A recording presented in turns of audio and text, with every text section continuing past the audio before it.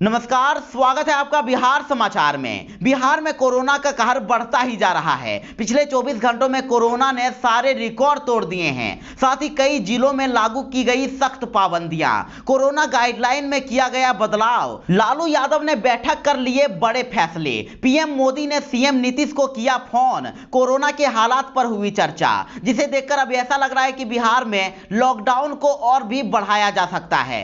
तो आज की बड़ी खबरों पर बात करने से पहले आपसे एक छोटी सी अनुरोध है कि इस वीडियो को एक प्यारा सा लाइक अवश्य कर दीजिएगा। आपका एक लाइक करना ही हमारी मेहनत का फल होता है। तो चलिए शुरुआत करते हैं आज की पहली बड़ी खबर से। स्वास्थ्य व्यवस्था पर भड़के तेजस्वी यादव, कहा कि कोरोना में सरकार हर तरफ से है विफल।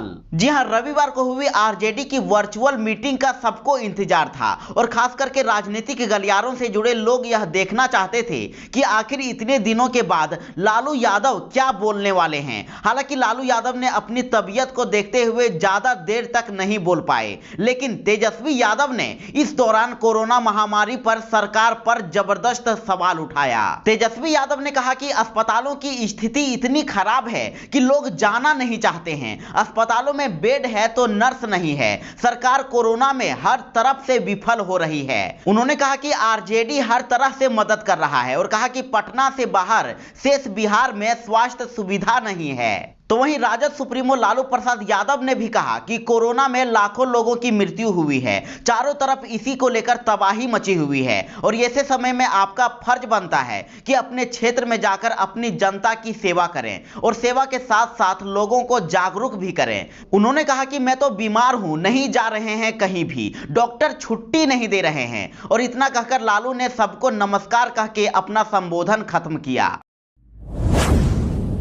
तो लालू यादव के फरमान के बाद एक्शन में आए आरजेडी नेता, कहा कि 150 से ज्यादा कोविड सेंटर खोलेंगे और इलाज से लेकर भोजन तक की होगी व्यवस्था। जी हां, 41 महीनों के बाद लालू प्रसाद यादव की राजनीति में एंट्री के बाद उनकी पार्टी के नेता एक्शन में आ गए हैं और आरजेडी ने बिहार के 150 से ज्यादा जगहों पर कोविड केयर सेंटर खोलने का फैसला ले लिया है, जहां इलाज की पूरी व्यवस्था होगी। और हर क्षेत्र में आरजेडी के नेता सामुदायिक किचन भी चलाएंगे, जहां गरीबों को मुफ्त में खाना मिलेगा। और आरजेडी के विधायक और नेता कोरोना के नाम पर भ्रष्टाचार के खेल पर राजद के नेताओं की खास नजर होगी। लालू यादव ने कोरोना के समय अपनी पार्टी के नेताओं को यही निर्देश दिए हैं। आपको बता दें कि लालू प्रसाद यादव ने अपनी पार्टी के विधायकों के साथ पिछले विधानसभा चुनाव में उम्मीदवार बनाए गए नेताओं के साथ वर्चुअल मीटिंग की थी और उसकी बैठक में लालू यादव ने ऐसे तमाम नेताओं को निर्देश जारी किया था। और लालू यादव की मीटिंग में राजद के 150 से ज्यादा नेता जुड़े थे। सबों को कोविड केयर सेंटर से लेकर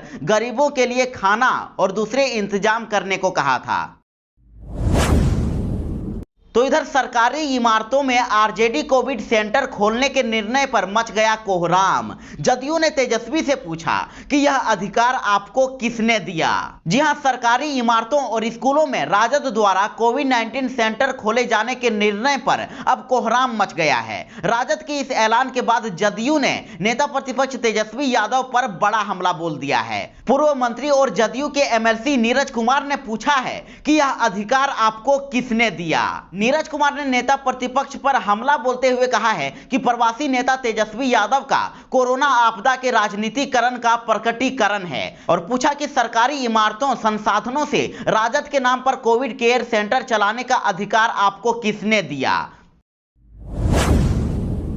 तो इधर लालू यादव के सामने गर्जी रितु जायसवाल, बोली कि हम सबसे बड़ी पार्टी हैं, नीतीश सरकार का पसीना छुड़ा देंगे। जी हां, बिहार में कोरोना वायरस के बढ़ते संक्रमण के बीच विपक्षी दल नीतीश सरकार पर हमलावर है। रविवार को आरजेडी सुप्रीमो लालू प्रसाद यादव और नेता प्रतिपक्ष तेजस्वी यादव के नेतृत्व में वर्चुअल मीटिंग आयोजित की गई थी, जिसमें सीतामढ़ी जिले के परिहार विधानसभा सीट से आरजेडी की उम्मीदवार रही रितु जायसवाल ने पार्टी सुप्रीमो के सामने नीतीश सरकार के पसीने छुड़ाने की बात कही और साथ ही उन्होंने ये भी नसीहत दी कि हम क्या कर रहे हैं इस पर भी ध्यान देने की जरूरत है।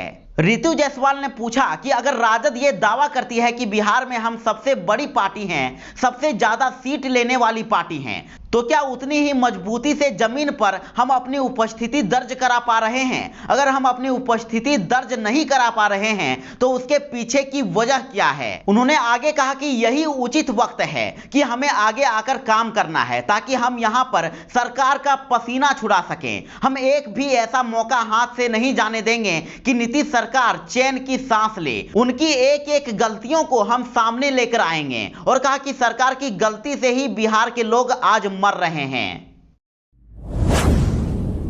बिहार में दिख रहा है लॉकडाउन का असर। 24 घंटों में मिले 11,259 नए मामले। पटना में भी कम हो रहे हैं संक्रमित। बिहार में कोरोना वायरस के मामलों में उतार चढ़ाव का सिलसिला जारी है। राज्य में पिछले 24 घंटों में 11,259 नए कोरोना संक्रमितों की पहचान की गई है और इससे पहले शनिवार को 12,948 मामले सामने आए थे।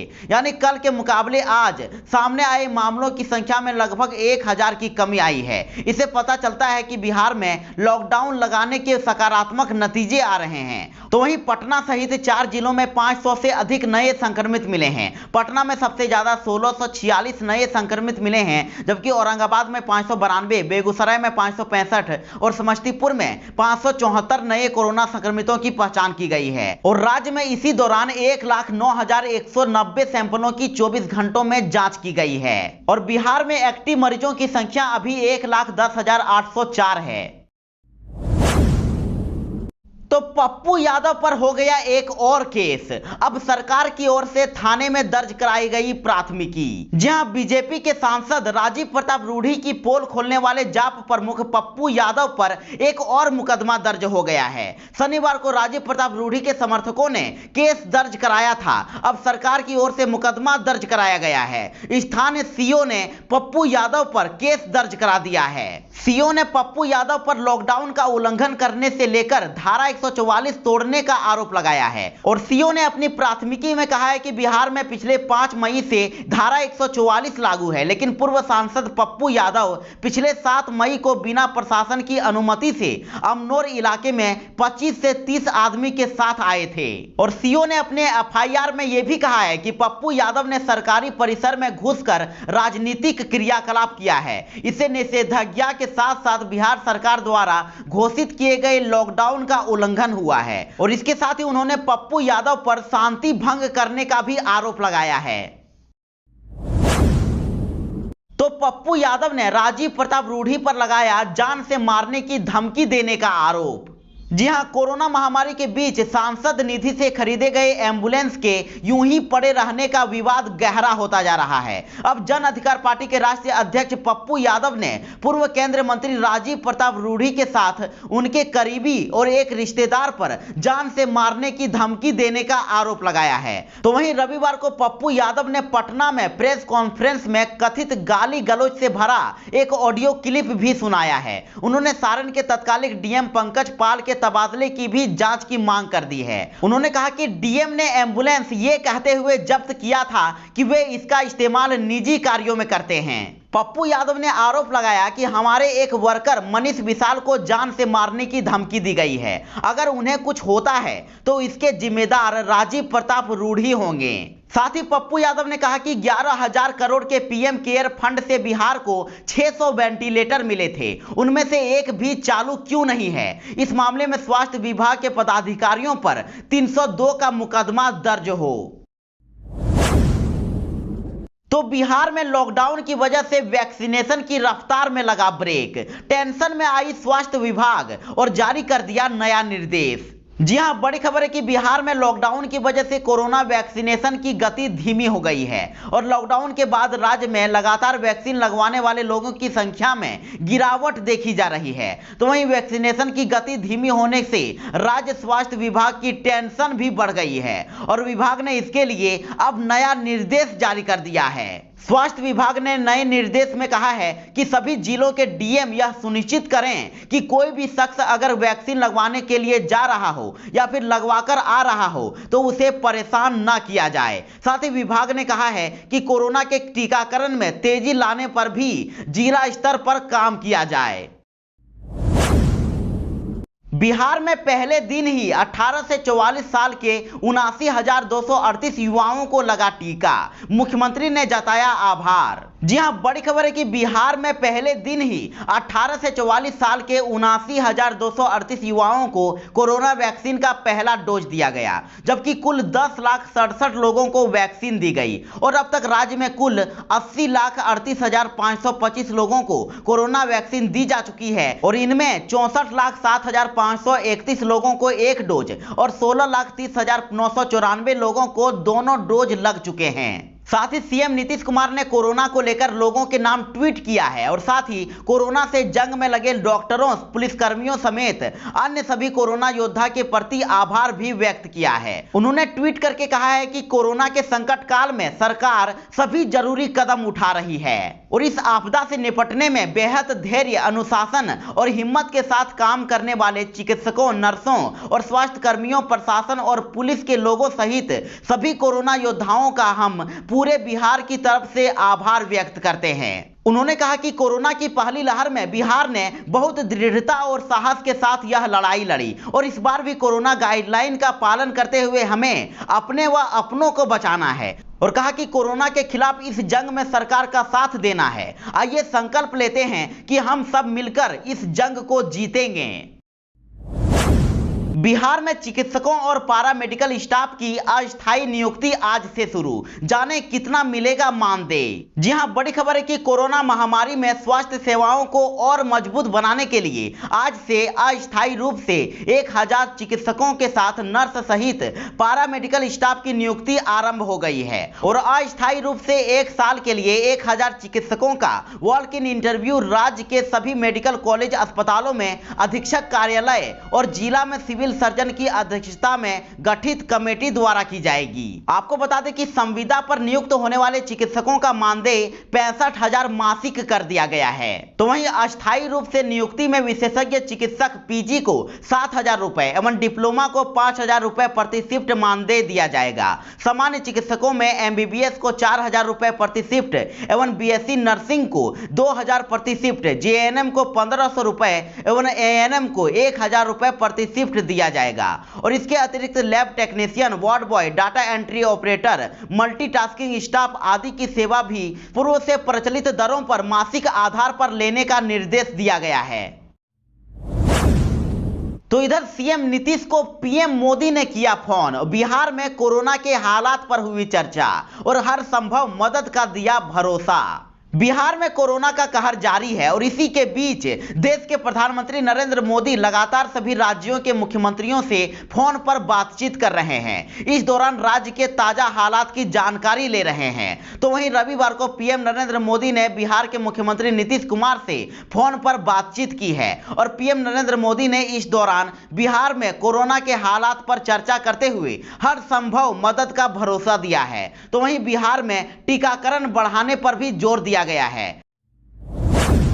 तो अब कूड़ेदान में भी मिल गए 36 नए ऑक्सीजन सिलेंडर। एक वीआईपी अस्पताल का है ये मामला। जी हां, राजधानी पटना के सरकारी अस्पतालों की लचर व्यवस्था की सच्चाई एक बार फिर से सामने आ गई है, जहां पर एक तरफ एक ऑक्सीजन सिलेंडर के लिए लोग मारामारी कर रहे हैं, लोग मुंहमांगी कीमत देने को तैयार हैं और पुलिस दिन भर छापेमारी कर रही है। तो वहीं दूसरी तरफ सरकारी अस्पताल में नए सिलेंडर कचरे की धूल फांकते हुए मिले हैं और वो भी 1-2 सिलेंडर नहीं बल्कि पूरे 36 सिलेंडरों को बरामद किया गया है। पूरे 36 सिलेंडर कूड़ेदान में पाए गए हैं, जिन्हें देखने के बाद अनुमान लगाया जा सकता है कि वह कितने दिन से यहां पर पड़े हुए हैं। और ये मामला पटना के वीआईपी अस्पतालों में शामिल गर्दनी बाग हॉस्पिटल का है, जहां पर इन 36 नए सिलेंडरों के मिलने के बाद स्वास्थ्य महकमे में हड़कंप मच गया है और ये सभी 36 नए ऑक्सीजन सिलेंडर सिविल सर्जन और बिहार राज्य स्वास्थ्य समिति के कार्यालय के बीचों बीच